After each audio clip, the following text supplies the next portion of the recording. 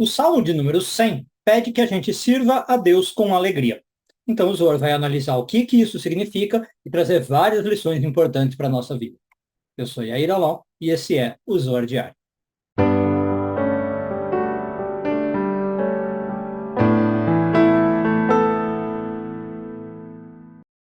Essa semana encerramos a leitura da porção de Vaikra, hoje focando nos parágrafos 109 e 110 do Zohar, nono ano de leitura.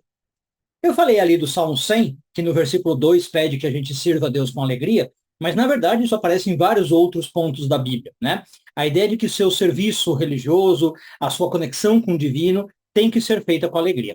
Só que, como vocês sabem, o próprio Zohar já ressignifica um pouco isso. Ele vai falar, não é que o seu serviço a Deus tem que ser feito com alegria, mas a alegria é o próprio serviço a Deus. Então a gente tem essa noção da Kabbalah que o melhor jeito que você pode servir a Deus, se você quiser usar a expressão religiosa, é sentir alegria, tentar achar as coisas boas da vida, sentir prazer, sentir regozijo.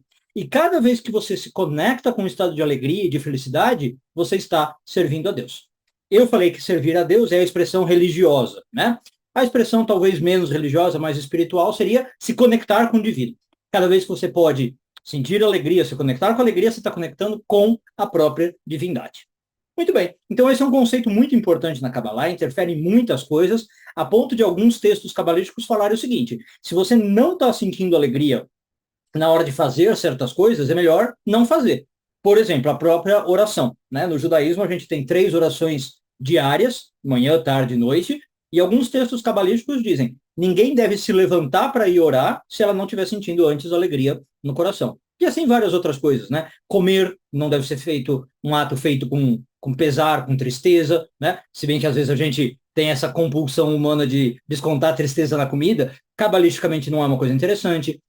Amor, fazer amor não é uma coisa muito boa quando você está com uma energia baixa. Todos esses atos é bom você imbuir com alegria. Mas o Zohar mesmo, também nesse parágrafo, faz uma pergunta muito interessante. Tá, eu entendo que servir a Deus com alegria, alegria é servir a Deus, mas temos um problema, porque às vezes a gente comete erros. E esses erros nos deixam infelizes. A gente sente que falhou, a gente sente que errou. E o Zohar diz, inclusive na época do templo, você tinha, por exemplo, sacrifícios que você ia fazer quando você tinha pecado.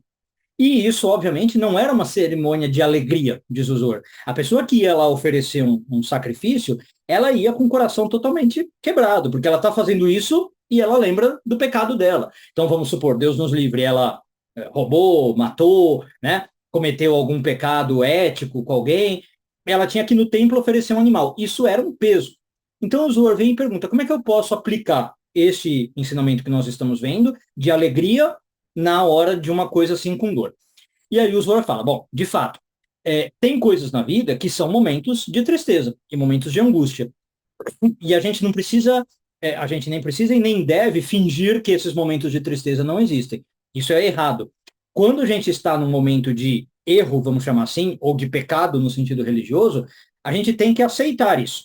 Realmente a gente pisa na bola às vezes, a gente falha, isso nos entristece, a gente fica às vezes decepcionado conosco mesmo, e a gente não tem, repito, que fingir que isso não aconteceu, né? Varrer para baixo do tapete, como algumas pessoas falam.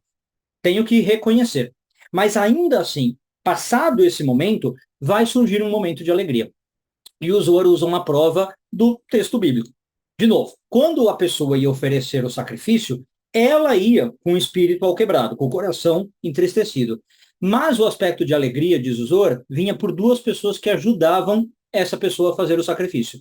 Quem são essas 2 pessoas? O sacerdote e o levita.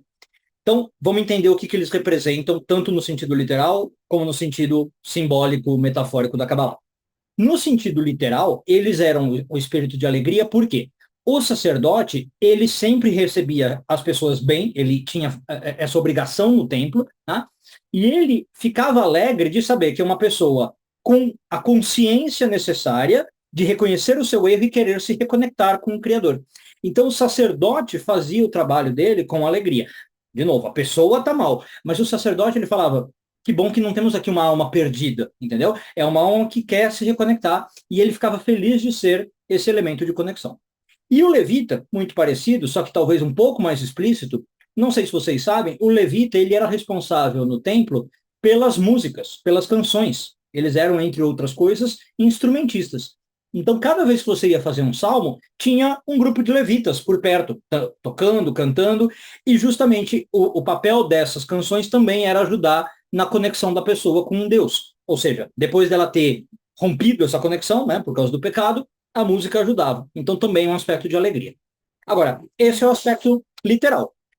A pergunta que o Zor vai fazer, como sempre, claro, é o que, que isso vai representar na nossa vida. Bom, e a gente tem aqui basicamente dois jeitos de entender, mas a primeira coisa é a seguinte: quando eu estou num aspecto de tristeza por ter feito algo errado, o sacerdote levita representa que a alegria agora vai ter que vir de fora. Né?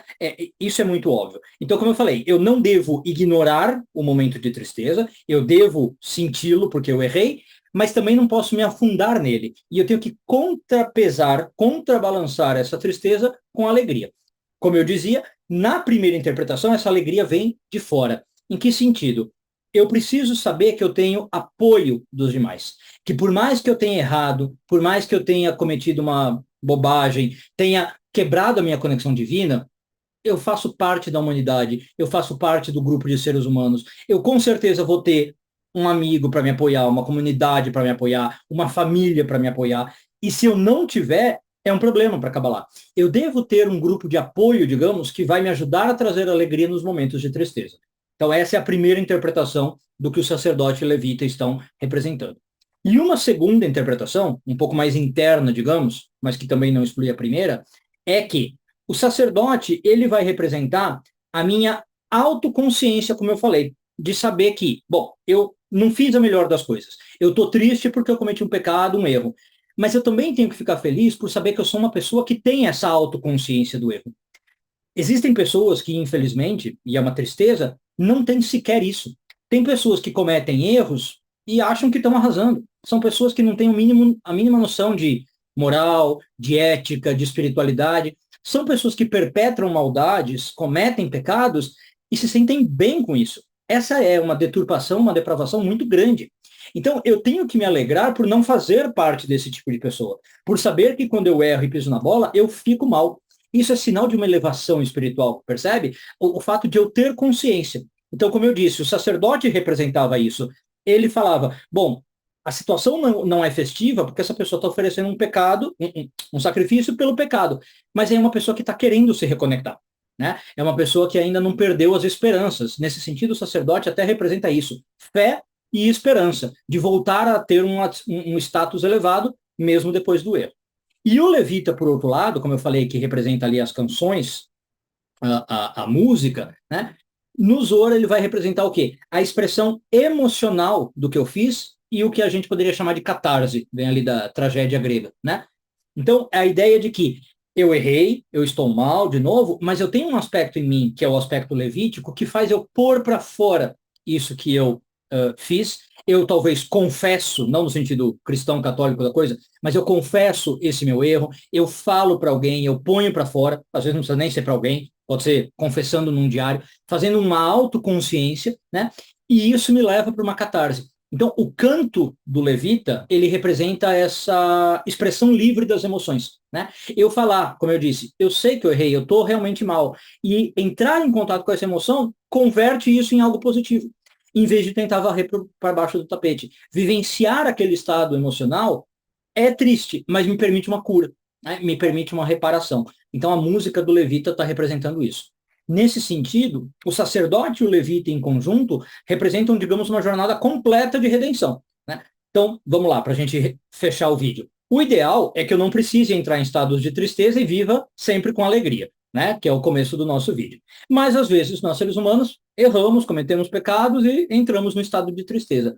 Quando isso acontece, eu tenho que ter o sacerdote levita, que, como eu falei, é uma jornada completa de redenção. O sacerdote vai representar a esperança de me reconectar, o desejo de me reconectar, que eu ainda tenho uma consciência sagrada, e o levita, a livre expressão das emoções. Quando eu trabalho nessas duas coisas, a alegria ainda não está necessariamente dentro de mim, mas eu começo a trazer ela de fora para dentro e começo a realmente voltar a me conectar com o estado de alegria. Um bom dia a todos, Shabbat Shalom e tudo de bom.